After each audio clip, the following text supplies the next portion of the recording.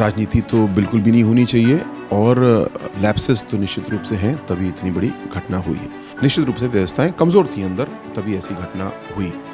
क्या कमज़ोरी थी कि भीड़ को कैसे मैनेज करना चाहिए, आपात स्थिति को कैसे हैंडल करना चाहिए, आयोजक की क्या जिम्मेदारी है, जो वक्ता है इनकी क्या जिम्मेदारी है, इस पर इन्वेस्टिगेशन हो रहा है और पूरी तरीके से जिसकी जितनी गलती है कार्रवाई की जाएगी। मुख्यमंत्री इस बारे में हमेशा बड़े स्पष्ट हैं, कानून का राज स्थापित होना चाहिए और वो रहेगा। उत्तर प्रदेश सरकार में मंत्री और हाथरस जिले के प्रभारी मंत्री असीम अरुण जी हमारे साथ हैं, उनसे बात कर लेते हैं। असीम जी, आप हाथरस गए थे, प्रभारी मंत्री भी हैं, इतनी बड़ी घटना हुई है, क्या देखा और किस निष्कर्ष तक निकल रहे हैं आप लोग? घटना को जिस गंभीरता से ले जाना चाहिए था मुख्यमंत्री जी ने लिया है। स्वयं कल मुख्यमंत्री जी वहाँ पे थे, उन्होंने बहुत समय दिया, पूरी गहनता से स्वयं उन्होंने परीक्षण किया और निर्देश दिए।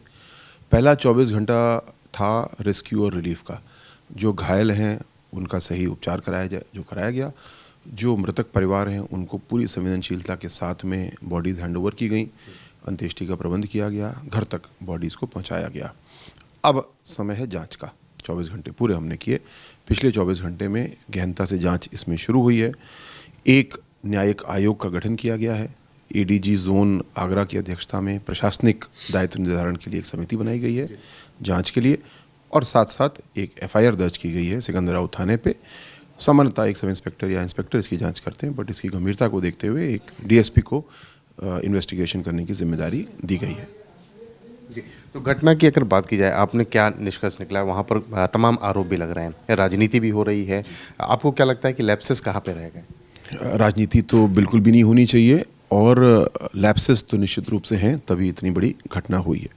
इसका निर्धारण करने के लिए मुख्यमंत्री जी ने जांच समिति बनाई है, दोनों काम देखने के लिए कि जो आयोजक वहाँ पे व्यवस्था कर रहे थे, अभी तक की बात ये निकल के आ रही है कि उन्होंने पुलिस से, प्रशासन से कहा कि हम अंदर की व्यवस्था स्वयं देखते हैं, आप केवल बाहर ट्रैफिक आदि देखो। इस पे पुलिस ने फिर भी कुछ अंदर व्यवस्थाएं की। निश्चित रूप से व्यवस्थाएं कमज़ोर थी अंदर, तभी ऐसी घटना हुई। क्या कमज़ोरी थी कि भीड़ को कैसे मैनेज करना चाहिए, आपात स्थिति को कैसे हैंडल करना चाहिए। विशेषकर अभी तक बात निकल के आ रही है कि इनके जो सेवादार या जो काले कपड़े पहने हुए इनके वॉलंटियर थे, जिनको कमांडो बोलते हैं ये लोग, जो कि गलत है निश्चित रूप से, उनके द्वारा कुछ भीड़ को रोकने के लिए, वो भी वृद्ध महिलाएं थीं, गलत तरीके से अपने डंडों का प्रयोग किया गया, बल प्रयोग किया गया। कुछ महिलाएं गिरी और उसके बाद और लोग गिरते गए और एक ऐसी भगदड़ की, स्टैम्पीड की स्थिति वहाँ पे आ गई। प्रथम दृष्टा ये बात निकल के आ रही है, पर ये प्रथम दृष्टा है, गहराई में इसमें घुसेंगे तो और भी कमियां मिल सकती हैं। अब इस बात के लिए कौन दोषी है, कौन वहाँ पे इनका तथाकथित सुरक्षाकर्मी था या स्वयंसेवक था, आयोजक की क्या जिम्मेदारी है, जो वक्ता है इनकी क्या जिम्मेदारी है, इस पर इन्वेस्टिगेशन हो रहा है और पूरी तरीके से जिसकी जितनी गलती है कार्रवाई की जाएगी, न्यायालय के सामने प्रस्तुत किया जाएगा, न्याय होगा। साथ साथ ये भी हमको देखना है कि भविष्य में ऐसी घटना ना हो, यानी मृत्यु तो नहीं होगी। जहाँ भी ऐसे आयोजन हो रहे हैं, मुख्यमंत्री जी का निर्देश है, एक एसओपी बनाएंगे। कि उसी एसओपी पे मैं आ रहा था कि एसओपी पे भी चर्चा आप लोग कर रहे हैं, किस तरह से उसको आगे ले जाएंगी ताकि ये दोबारा ऐसी घटनाएं ना पुनरावृत्ति ना होगी। बिल्कुल, एसओपी का मूल उद्देश्य यही होगा कि अगर 1000 लोग आ रहे हैं या 1 लाख लोग आ रहे हैं तो कितने शौचालय होने चाहिए, पानी के कितने लीटर की व्यवस्था होना चाहिए, आने जाने के रास्ते कितने हों, दिशा सूचक बोर्ड, साइनेज लगा होना चाहिए। ये सारी मूल व्यवस्थाएं कुछ अवसर पे आयोजक को करनी होंगी, कुछ अवसर पे प्रशासन को करनी होंगी। ये नियम अभी तक बने हैं, लेकिन उनको और अच्छे से परिभाषित करना होगा। साथ साथ नागरिक सुविधाओं की देखना होगा कि अगर कुछ व्यवस्थाएं बिगड़ती हैं तो क्या है, और अगर कोई कंटीजेंसी, आपात स्थिति होती है तो कैसे इसको हैंडल करना होगा।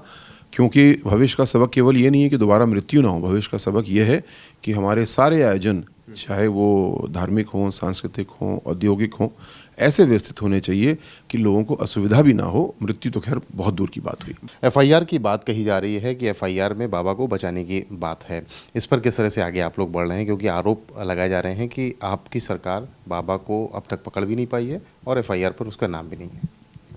पहला 24 घंटा रेस्क्यू और रिलीफ का था, जो हमने पूरा किया। अब गहराई से जांच का समय है और कार्रवाई का समय है। जिसकी आपराधिक जिम्मेदारी बनती वो भी और जिसकी प्रशासनिक जिम्मेदारी बनती वो भी। जांच के लिए टीमें गठित हैं, रिपोर्ट आते ही मुख्यमंत्री जी निर्णय लेंगे और कार्रवाई होगी। मुख्यमंत्री इस बारे में हमेशा बड़े स्पष्ट हैं, कानून का राज स्थापित होना चाहिए और वो रहेगा। कौन किस वजह से राजनीति कर रहा है, जो राजनीति कर रहे हैं कुछ नेता इन्हीं के मंच पे जाके बैठते थे, आज वो राजनीति कर रहे हैं।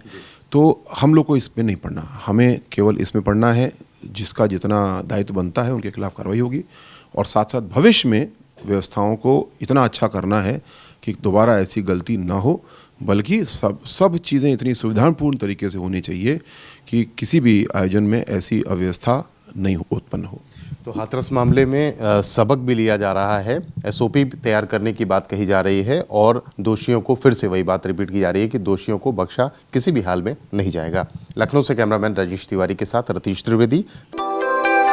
यूपी की हर खबर देखने और उनसे अपडेट रहने के लिए हमारे चैनल श्रेष्ठ यूपी को सब्सक्राइब और लाइक करें। साथ ही बेल आइकन को दबाना ना भूलें, जिससे हमारे हर वीडियो की जानकारी आप तक पहुंचती रहे।